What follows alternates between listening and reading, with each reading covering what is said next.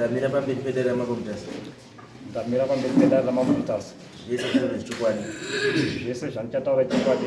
Ndikanyepa chabatwa nemhosva. Ndikanyepa ndichabatwa nemhosva. Mwari aribatsira. Mwari ari mubatsiri wangu.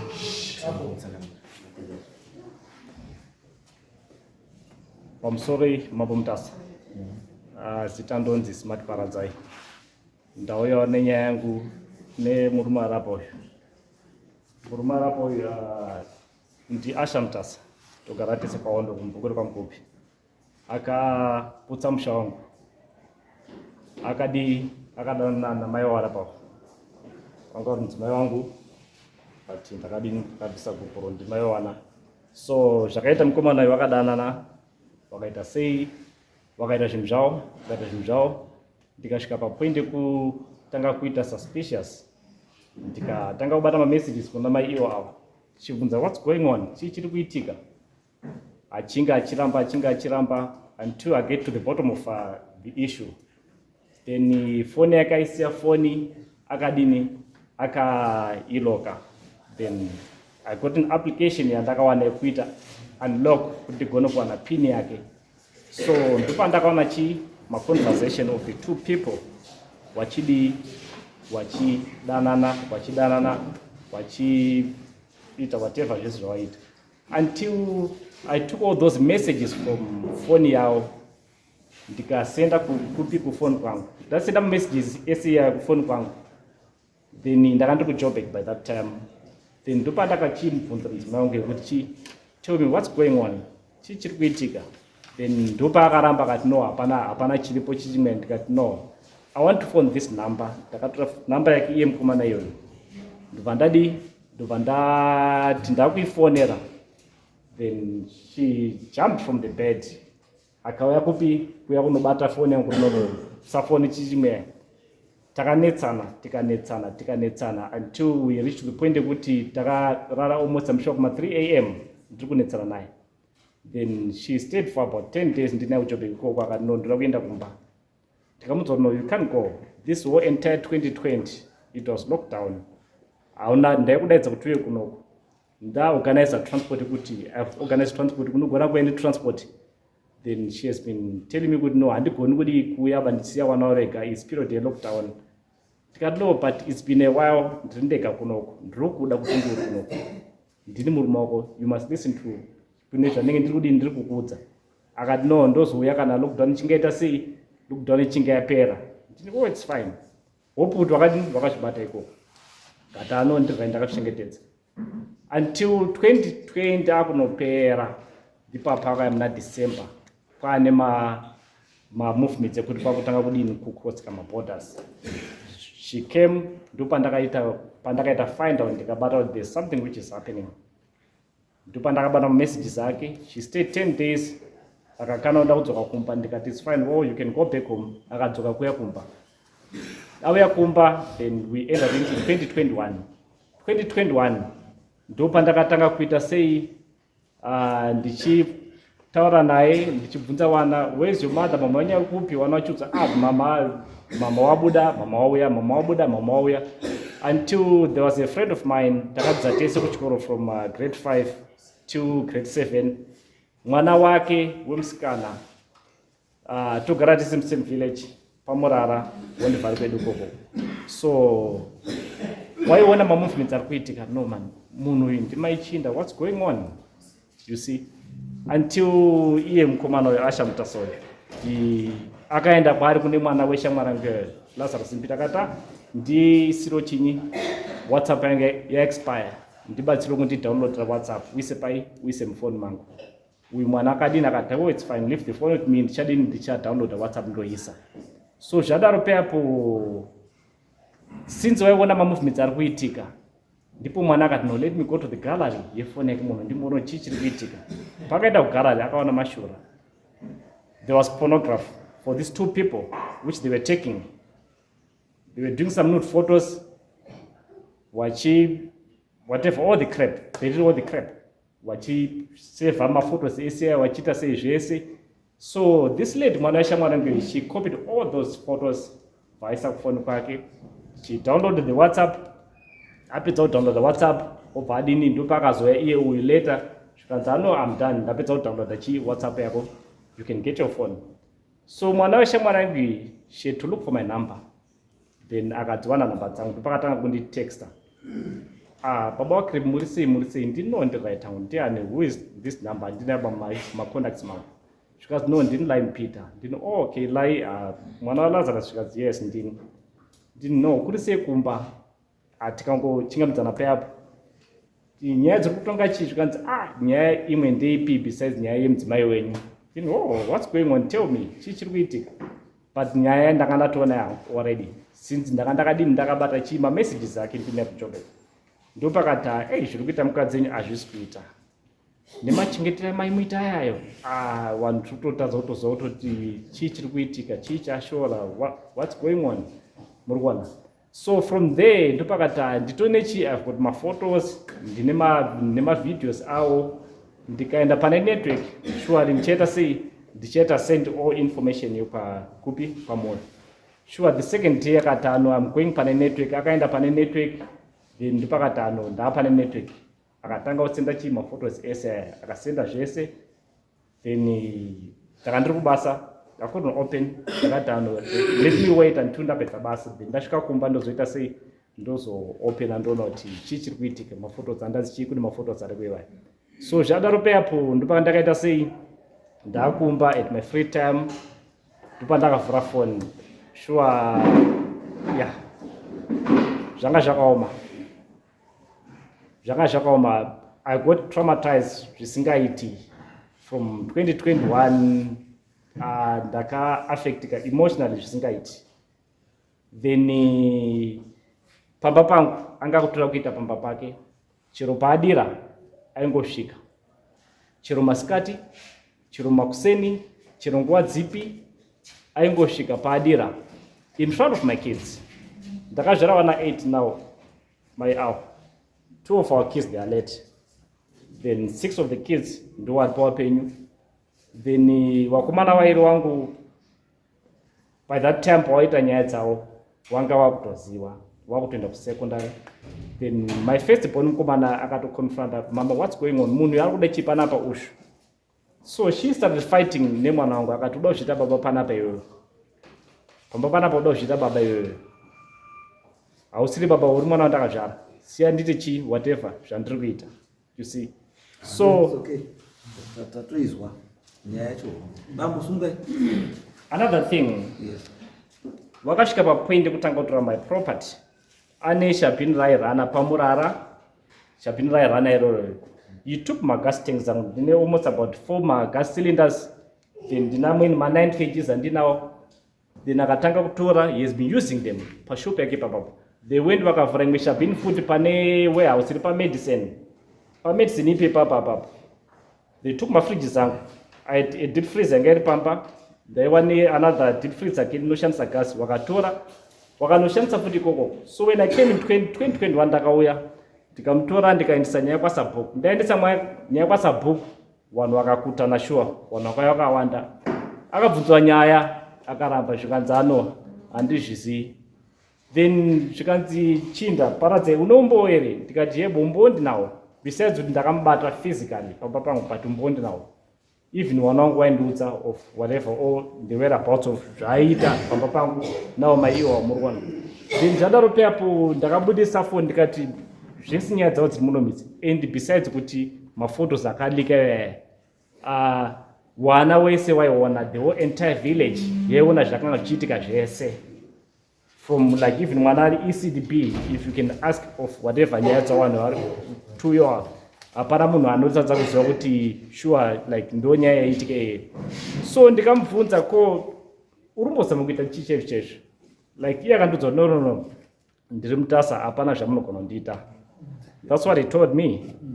Then from there ndikati it's fine, hazvina basa, mhosva haiori. KwaSabhuku ndobva ndadini, ndobva madhezi angu ebasa anga akwana, I had to go back kubasa. Ndadzoka kuenda kubasa, then until 2022 ndakauya tikaenda nehama dzangu, my young brothers zangu, tikanorecover property yangu yanga akatora. Takatanga kuenda kumedicine, ndikatora mafridge zangu, but iye angatohaita, atomahaita. asi utoda kutoti like vanhu vaende behind the counter unocheck out what's there. Mukomana wangu second born akambata nekola, you see, he started swearing at me. Ndichinzwa no, handina time yekurwa neighbor. I don't have time yekuti ndingada kurwa neighbor because you don't think. Put yourself into the situation yauri kuita zvauri kuita nemudzimai wangu right now. Kuti dai wangori uri kuitira izvozvo, how are you going to feel? So I don't have time yekuti ndingada kurwa newe, ndingada kuita sei. It's fine, whatever zvamuri kuita, you can do zvamuri kuita. But now, don't take my property. This is for my kids. Yekuti chiro ndikati maybe nhasi unondarara ndisiripoba. They can have something, they can do something out of whatever property I give. Takabva kuti tikaenda pamurara ndikasvika tikatakautira magas tanks angu futi. Anga katoconnectwa ari kutoshara torana.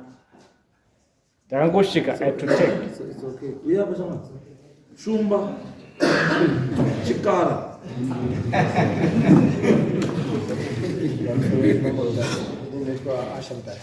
Ya uzatoda ngombe. Dalilile tungi vanhu. Rotonga mosa. Animazo. Rotonge saka ukapara mosa uri mutasa. Atitonge iwewe.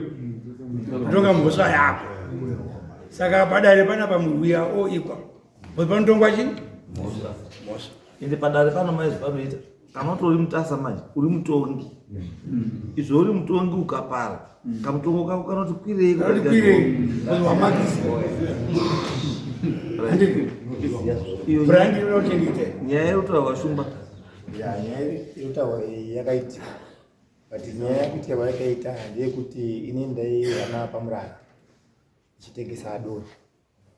But ndisina mapapers ekuti ndirare zvapini zvoro. Saka chakandoitika inini ndichikusumuka maizi inezva ndichine firiji wani ike nditsvagewo chi kune vamwe kune waniwo chi Aiwa. Ndiye mabhizi. Kuzotora mafiriji atine nayo. Tikuda yakutanga. Nyaya murikuiziya mamirire baba. ya nyaya yakaitika shuwa Wakadana nemukadzi wemunhu. ndakaona mudzimai uyu inini pandakangomuona sekuti tiri varume pandakangomuona inini ndikangomuyemura anditi inini handina shiba handina murume ndozvakanditaurira inini muchiri kuti handina murume ndakatangochingopendedza ndichingodzama ndasvika pakudini pakutomupfimba tikasvika pakudini pakudanana muchiri mekunge ati handina shiba handina murume ndakazozvizwa late kuti ndizoziva kuti ane murume ndopandakanga ndakuita zvemashabhini zvozvo ndikaenda kwamedicine kurana shabhini kati maizi inda kuenda kwamedicine kurana shabhini handina bachi handino mafiriji ba mudzimai uyu ndopakabva kuti kumba kwangu kune mafiriji sometimes mimi munorenda mari kati ini firiji ndogona kurenda chi $10 pafiriji akandipa mafiriji mairi ichitomba $10 ichitomba $20 pamwedzi ndakazotoona pauya umwe murume anodziparadza iyi aine magirazi achisvika pakasvika komedicine wakatanga kuti ndodoro munhu uyu ndomuzira kumakombo zvikanzi ndiye ona iwo ndoonoitwa ashamudasa kati ndoitwa ashamudasa kwazi todo mafiriji dari munomu saka inini mafiriji kumaisa kwana ndakaisa imwe rume mukati ndaiitira polisi ikasvika aivanitora doro rangu bani nekuti rarichi ranga riri mukati Aiwa, kukwesuka kuna basa. Mastrategies epabasa. Nyaya yenyu pairi. Makadana nemukadzi wemunhu, mobva mazotozviziva kuti mukadzi wemunhu. ndakadana nemukadzi wemunhu Vamatoziva nditi. ndobvanangusiya Ukatoona makusvika pekupa mafiriji kateni kuti pana mafiriji, magas tanks, machii. Mama neta nekusewa. Makasewa masewa zvishoma. ine pandakatoziva kuti mukadzi wemunhu ndinobada nangusiya nangu na Aiwa, makazoziya makambura. Mamusina kusewa ere Shumba. zvakaitika chinhu Atokuza. Tati hamuna ere kusewa Shumba. zvakaitika Makasewa. Makatora mushure mekunge taziva kuti mukadzi wemunhu ndopandakabva nangosiyana nazvo ndinototora Shumba zvekuzosiyana nazvo hazvina basa. Zvekuzosiyana nazvo hazvina basa. Chiri important Shumba kuti makatonha chiro chemunhu. Chiro chemunhu hachitonhwiba. Because ngechemunhu. Munotsvagawo chani? Chamunotonhawo mega pamunodira. Handizvo. Hamungati kuri kutonha mukadzi wacho. ukurushanisa zvinhu zvacho kuita murume wacho uri South Africa uri kuudza zvinhu zvokuti kumuita mushando wenyu kumuita mushando wenyu hamukuzivi maitonhera nepi mafiriji yakayakatakura musoro mafiriji aya pandakatoti ndido mafiriji ndo pakatoti kana muda mafiriji rege nditsvage transport inini iye ari yatsvaga transport ndo pakandipachi ndo pakwanza mafiriji ndotangomubhadhara chi mafiriji ake imi mandama musati pazuva kuti mukadzi wemunhu chamaisha kuenda pasi pamba pemunhu andingamutanga kati musikana pamusha pemunhu imati maisaziva kuti mukadzi wemunhu vakadhandaurova saka chaikuta sei kusvika pamba pegirlfriend yenyu chii kutora mafiriji yenyu negirlfriend girlfriend nemafiriji nematengi nemagasting gasting pakuti gasting apo vaivazvikazo basa vakananyongwa nendege vakatora zvane basa isusu tiringotaura chiri nyaya yekuti mukadzi wechii akuyasungacho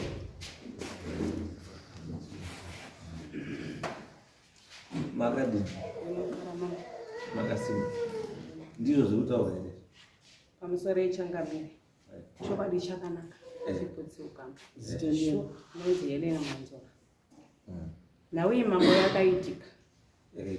yakaitika chokwadi shuwa murume wangu ndamutadzira shuwa ndakatozvara nemwana panhau yemambo akutaura chokwadi uto nemwana chikara ndine mwana nemwana shumba ndinashumba saka nauyi mambo yaitika wakaenda shuwa baba sachinda kwasabhuku vasvika kwasabhuku ini ndanga ndisina kupiwa tsamba mutasa ndiye akaenda shuwa dare rinobudirira vakwasabhuku dare risinobudirira kwasabhuku baba sachinda vakazotora nyaya vakaendesa kucivil court kwaDC vaenda nenhau iyi kwaDC shuwa nhau yakapinda mudare yakadhonza nhau ikatenderera magwaro acho ndeana pai mapepers ekutanga ndinokwanisa kusangana nawo asi semapepers anenge ana messenger of court vanoti mapepa adini asvika maprecedents ndakadhipota court dzimana ndazokwanisa kuti ndiatende court dare rakandidya mapo nekutadzira pandakaita murume rakati ndibve pamba shuwa ndakadini pamba ndakaenda ndikabviswa namessenger of court ninawe kutaurwa nemurume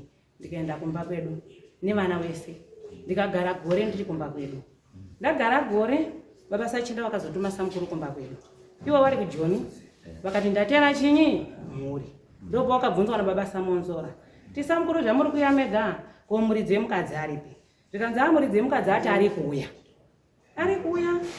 dai mangomirira modini mese mouya nekuti ndoda kuti ndizoti chii chakaitika mari mwedzi rokuti mwana wangu azobude mumba kuti kapa kuita zvakaise zvakaitika izvo ndoda kuti mukwashapa iye akatoonesana nekuti mumashuro mukwasha shuwa akamboya ndikabvunza zvandakabvunza inini mukwasha chiri kuitika kumba kwenyu mukwasha nemazuva akanditaurira ndikati ndimogarisani kumba kwenyu moona kuti nhau iyi munoigadzirisisa sei newabereki wenyu kana zvichido inini tezvara ndinokwana ndipo murume wangu akabva siya nhau iyi ndipo akabva enda kukoti kwamajari kwaDC shuwa nhau yakafamba ndikazi ndabva pamba ndopandakaenda pasamukuru akanga arambirwa nababa wangu kuti hazviiti kuti ungatora samukuru nditezvara futi munin'ina watezvara wangu zvikanzi hazviiti kuti unotora chinyoyo unotora mukadzi kudzokesa kumba murume wacho pasina akati ewewo baba ndapota ndiri kumbira mhuri pamba pafa dai zvaita mandi pamhuri mukomana ati ari kuya manje ewoye baba wandi kugarisana nawo wadare shuwa ndakatorwa zvikanzi chinda akuteera waidzokera kumba shuwa ndakadini kumba ndakadzokera kumba ndakadzokera muna 2023 hansi unyatsoziva muna Sekutemba ndo pandakadzokera kumba kubva zvandakadzokera mambo baba wakumba ndiwaziviba ndakadzoka kumba ndikataurira baba sachinda wasati auya baba akadaidza samukuru ndikumbira kubvunza kuti chinda uripi zvikazi ndatumira wana wacho pamasaisi handigoni kutaura ndinototaurira wana wake kuti wadini wamubate chinda akati ari kuuya nanhasi chinda mambo undori munzira haasati auya uri kuuya kuto ameno ndingagonera kuti nditi gwagwagwa mambo pamusoro ndogona kupedzera inguva gore raperanda kumwe kwese hakusina basa isusu patadaurwa basa taita sei nhau yakaitika shuwa ndapazwa mataura kuti taita sei nhau yakadini yakaitika ndikutori nemuchinda ariko kune mwana musikana muzvari yaitika nhau tikaenda kwawana Justin nhau ikatoka it's okay machinda akomana right ndikuti Uyu une mudzimai ere naishubu arikomba hamuna kuya naye imimi mai baba wenyu baba wangu kamsori wakundikana kuuya baba wangu angada kuya siwadaedzerwa rore wasekuru wavo ari kurwara saka mauya nani inini ndauya ndega mambo nasi imi baba mwaya nani ndauya nababa wangu warapa wachanga. okay anisoke chiuya uya isuka iyo baba chingani mai endai pakati pavo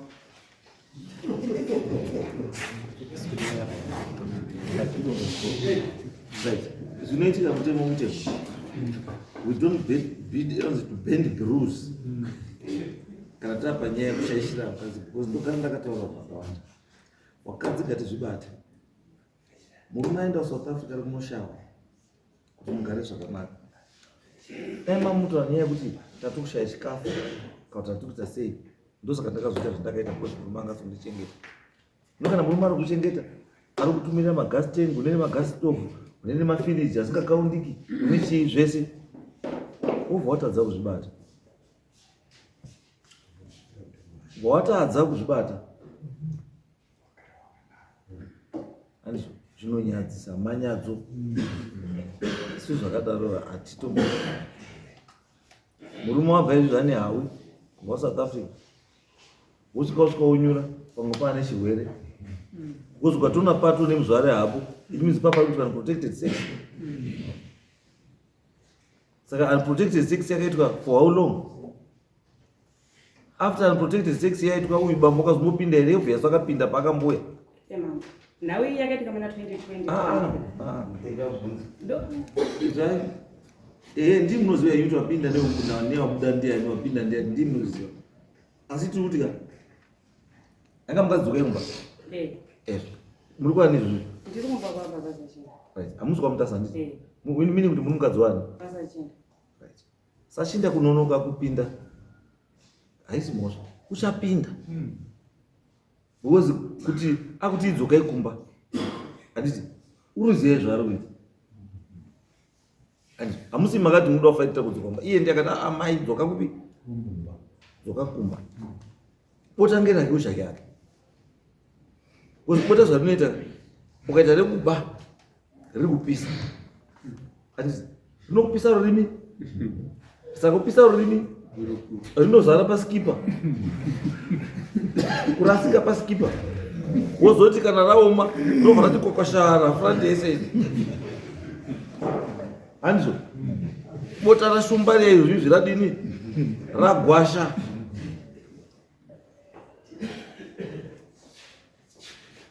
is very dangerous mukadzi wemunhu haararwi naye mukadzi wemunhu haararwi naye mukadzi wemunhu haararwi nemurume asiri wake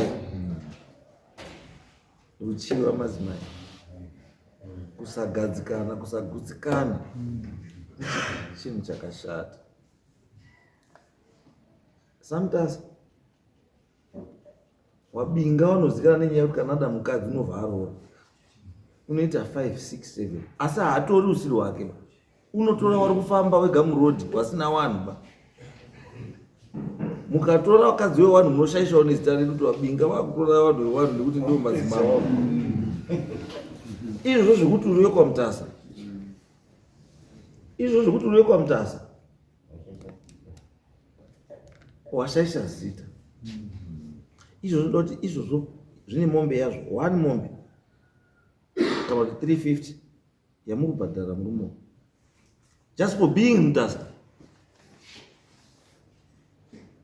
ari kuita zvinhu munyika yaanotonga saka nguva yadzozodini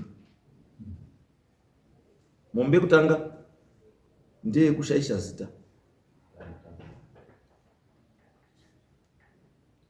then mombe 5 ndedzekudanana nemukadzi wemunhu kwokutozvara pamusoro pazvo nemukadzi wemunhu saka mombe 5 ndedzemhosva yako imwe mombe yacho imhosva yedzinza hatibvumiri izvozvo pamutasa mukadzi wemunhu hadanani naye respectai mumarriages evanhu saka ndoda mombe 6 zamuchabhadhara nabamba 3 dzacho dzofanga dzabhadhara nhasi ndiani 26 July. By 26 September 3 dzacho dzofanga dzabhadhara. By end of December dzimwe 3 dzacho dzofanga dzapedza kubhadhara. Kana musubhadhara mombe, you are paying the equivalent of that, which is $350 per month. Ndinobhadharira pano. Nembosho yeku nejongwe rekudii remushamo wekuendesa munhu wadzinofanisa kuenda. Then on top of that, imi pamaidanana newe maizotani mukadzi dati maizviziva here kuti makamboenderomba kwake sei musina kumboenda kwake? Hamuna kuenda because maiziva kuti ane mukadzi wake.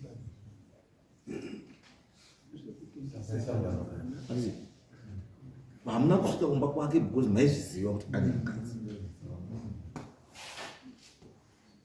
Anzwa, saka iniwo mai mombe 3 mambo ndikumbira umbobvunzawo ndikumbira kubvunza madikitiki ndiri confused nauya maya muri kutonga nditika ndiyo nauya ndakapikira kwamajastrit adii saka ndizvo ndiri ndinotongwa mhosva ngani mhosva imwe kangani makatongwa the criminal part ipi iyo makaita Adhautari. chihure Makarogo. Iri muconstitution. Amuhuri makarogo. Anzi, saka isusu taakuchiwanu manje, taakuchidzoka kuchiwanu manje, taakutaura kuti kuchiwanu ka zvamakaita kuchiwanu makatikanganisira. Okay, committee makazita isi ndakabviswa pamba izvo zvimuripi? iye ndiye akandidzosa Haiwa, ndizvo zvimuripi? iye sendiri pamba pake ndiye akandidzosa mama Saka izvi zvitakutonga ichi mati pandaudi Imirire mambo. ndopandoda kuzvisa izvo makazi nekoti ibva ipamba mukabva madzoka. Izvo makazidzoka makadzoka here kurutori ndazikumba kuyadzoka. ndakabvunza murume Hamubvumi murume asi akakutongai. Koti makaitaurira ini handina chandakataura kukotini asi murume ndakamubvunza inini Tutika imimi, alright, chamakapika besides kubva pamba chii? kuti Chamakaita besides kubva pamba chii? Chamakazi nekoti tai besides kubva pamba chii? kubva pamba kwandakaita handipana chimweva Hapana chimwe chamakabhadhariswa. Isusu tiri kubhadharisai madhautari charges. Nechikomba chenyu chinobhadhara. Pachiwanu. Imimi nechikomba chiri muri 2 nemhosva. Because musazofamba muchitaura kuti nyange wadana nemukadzi nemurume wemunhu uchitoziva hazvina nyaya. Kunokutora kuti pasinazvo mukadzi wemunhu haudana nemurume wemunhu uchimuziva kuti murume wemunhu. Murume haudana nemukadzi wemunhu uchiziva kuti mukadzi wechii wemunhu. Imi mombe nhatu dzamuchapa mukadzi wacho. Kana asvika kumba pamumutaurire anzani iwo hautomutauriri ndozvati wamutaurira. Tichatomutaurira mukadzi wake kuti mukadzi uyu unozouya kutore mombe dzako 3 kubva kuna mai yavo dzekudanana newe iwe. Ende mombe idzo dzinotorerwa papi? Dai zvaita ende zvinotoita shumba chikara chive masirawo kuna kleko nhamba dzemukadzi wenyu abva atofonerwa tazouya kutora mombe dzake. Imi mai 26 September munofanira kunga mabhadhara, but end of November munofanira kunga mapedza. Kana musina munhu mubhadhara 350 pamombe imwe chete. Toda kushaya kuti tipedze chinonzi chihure kwamutasa. Respectai chinhu chinonzi marriage. Chinhu chinonzi marriage, respect that. Kana usikade zvekuroora uchingoda mukadzi wekutamba naye, wariko mabhawa wari kudawo wasingadi kuroorwa, waringoda zvekufara, they are there, wariko. Ende ikoko, pay your money, woita zvawaita, go back home. Hauna tombobvunzwa kuti wadana nehure rangu, hakuda, because hure harina munhu. ukatoda kudarika wadana nehure, it means kuti chaunofana kutokoshesa kana wadana nehure ka kuita namba wari kusvika because ukanonoka kusvika unosvika pane raini.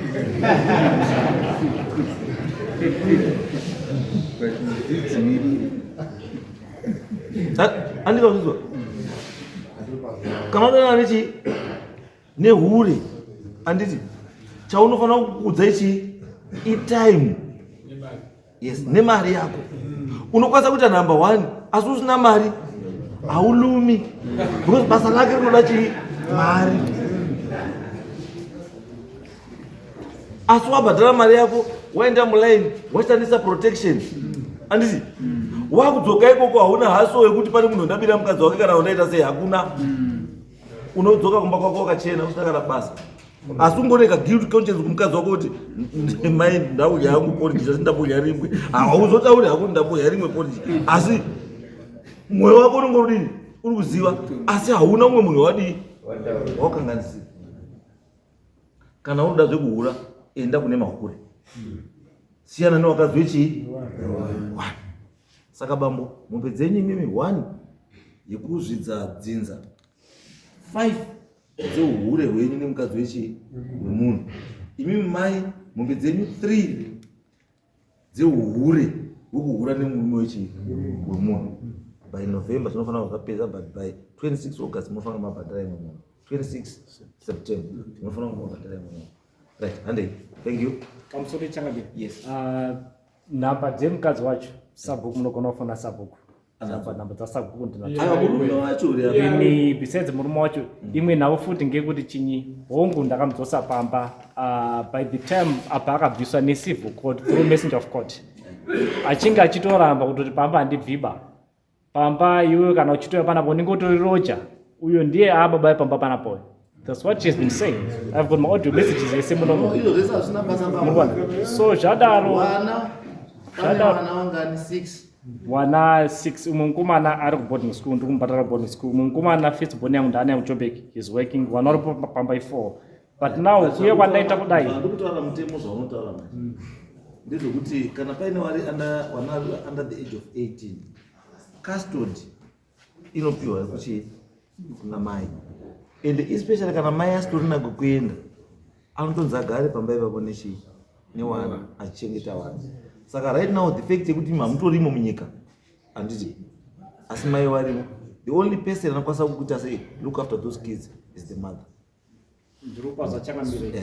Ndaikumbira kuti kumba kwavo kwakavakwa, vabereki vakanawo, but now inini kuruda chiyo wauchadii kuti inini kupuro ndakatoendesa kosi kudzoka kwakaita pamba based on the kids. Wana wangu wakunzi they are now living as destitute. Wana they were confused, they were traumatized. Ndopa ndakati adzoke pamba, adzokera kuya pamba. Tiri kutaura isusu kuti wakatedzera chii mutemo and it's correct. Ndizvozvo gukuru wakadi wakaendesa, meaning kuti iwewe nemukadzi amudini hamusiri mese, andika marriage apadi apasisina. Asi the fact yakadzosera kuti mai ngaashuye pamba is because agare nekuchengeta chii wana. Iwewe iri responsibility yani yako yekuti look after those kids, na mai wacho wari pai wari pamba.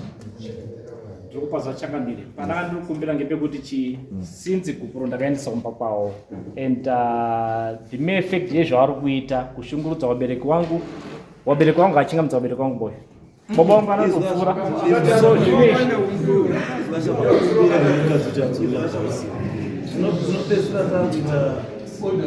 ndini but now iwewe kana uri wakamunza ndio unokwanisa kumutora kuti ngachende ndizvo chiri kunetsa kuti aende chii doti nini unditini ndimutenda kana dare rino chigona ndibatsire kuti harikwanisi akanaka itsoke ndichasa mukuru wako zvomakaita chingoita izvo zvomupedze. Asi ndati be mindful kunyaya yekuti if the kids are below the age of 18 waruda custody yani yamai. Saka iwewe whatever arrangement that you are going to make andika but usakanganwe chii kuti wana wachanga wachingetwa nani.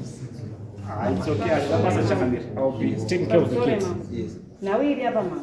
Shamuri menda kamtadzira ndikaenda wamba kwedu.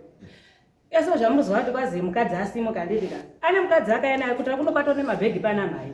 Ndiyada kuti agare pamba pandochengeta nyewa. Aiwa, izvo mai. Pamba tikuti isusu kana unga makapana gupuro rechi. It means makadi. Akona gupuro rakaenda pa mubvunza takaenda na kwedu. Kana asati yakutoziva kana usina kuitisa gupuro shamwari. Endesa gupuro. Because right now mukadzi kuti atasubva pana process. Enda uite process inofanira kunge ichiita. Enda ndisi kubva mambo. Then mukadzi wako ndobva. Handisi kubva, andori kuita mushando wake vakandidzokesa pamba papo handitika. Kutaura kuno murume asubhadhara maintenance akazabhadhara nedare rekwamajasi. Endai pamajasi. Vana vari kutorarama nemabhanana. Endai pamajasi moite sei? Asungwe default. Anonzi contempt. Asi kutobhadhara netiri. Asi kutoona kuti wadyriwa musa. Ambuya, imimi mukayamuzvira tsitsi. Iye hakumuzvira ichi. Asi imimi musazokanganwa kuti musvike pamuri ndimi makakanganisa. Ndakakanganisa mama. Izvozvo musazvidi. Pane chakandikonzera kuti ndikanganisa. Ndakakanganisa yandiramba. Ande chautotanga imenya ande katende